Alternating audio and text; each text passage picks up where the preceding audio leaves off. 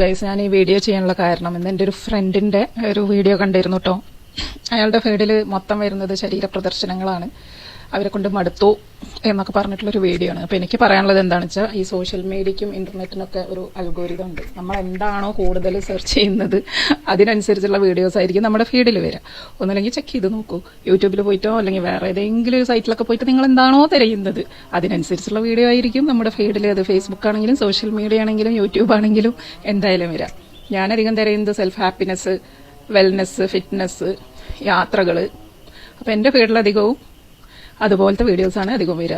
അപ്പോൾ നിങ്ങൾ തന്നെ ചിന്തിക്കുക, നിങ്ങൾ എല്ലാ സൈറ്റിലും പോയിട്ട് എന്താണോ തിരയുന്നത്, എന്നിട്ട് പിന്നെ ഇവിടെ വന്നിട്ട് കുറ്റം പറയുന്നത് ശരിയാണോ? ആണോ? നിങ്ങൾ ഞങ്ങളെയൊന്നും കാണാത്തത് എന്തുകൊണ്ട്? ഞങ്ങൾക്കൊന്നും റീച്ച് ചെയ്യില്ലല്ലോ. കാരണം നമ്മൾ വൃത്തിക്കും ഡ്രസ്സൊക്കെ ഇട്ടിട്ട് വീഡിയോ ചെയ്യുന്നതൊന്നും ആർക്കും ഇഷ്ടമില്ല. ഇഷ്ടമുള്ളത് തിരയുന്നു, അത് നിങ്ങളുടെ ഫീഡിൽ വരുന്നു, അത്രയേ ഉള്ളൂ.